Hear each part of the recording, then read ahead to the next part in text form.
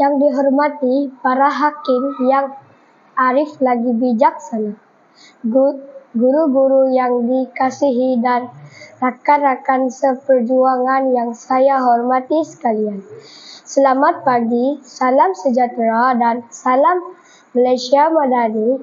Saya Jonas Jacim, murid tahun 5, berumur 11 tahun. Saya bersekolah di Sekolah Kebangsaan Nangah Meret, Kad Sekolah YPB 7101 Sarawak yang terletak di bahagian pedalaman Kapit. Pada hari berbahagia ini, saya akan membentangkan bicara buku yang bertajuk Kepala Kambing. Buku yang saya pilih untuk dibicarakan ini ialah Kepala Kambing. Karya ini diolah oleh Nur Azlin Japar, terjemahan oleh Mimi Samuel. Buku ini diterbit Quality Books Sdn Berhad dan dicetak oleh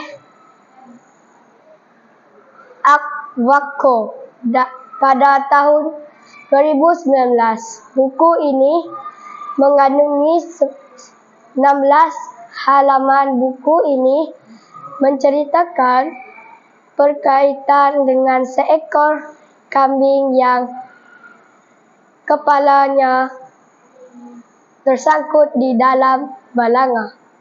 Kambing-kambing ini milik kepada seorang pengembala kambing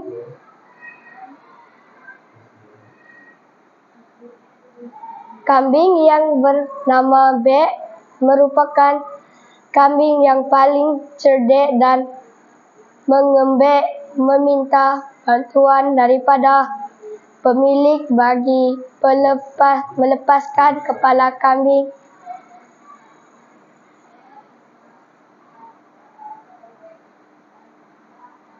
tersebut. Namun begitu, penternak tidak dapat membantu, lalu meminta bantuan ketua kampung bagi menyelesaikan masalahnya.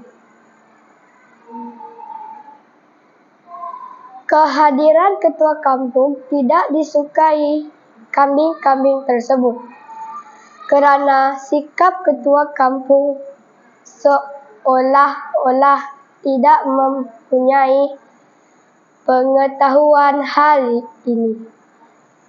Dapat dilihat apabila beliau meminta penternak merobohkan pagar kandang kerana dia dan kudanya tidak dapat melalui pagar yang rendah itu. Penternak mengikut apa yang dicadangkan sehingga mengejutkan kambing-kambing tersebut.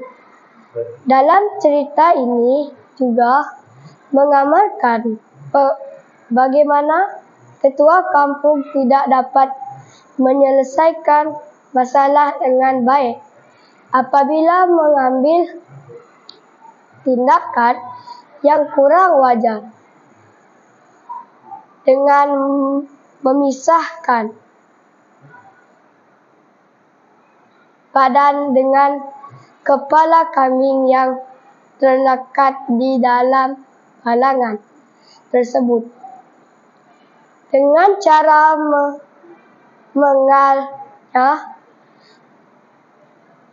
walaupun dapat menyelesaikannya, namun kambing tersebut kehilangan nyawa akibat orang yang tidak mempunyai pengetahuan atau bijak dalam penyelesaian masalah ini, telah menimbulkan kemarahan kepada kawanan kambing yang diketuai oleh B dan juga penternak tersebut akibat tindakan yang kurang bijak daripada ketua kampung.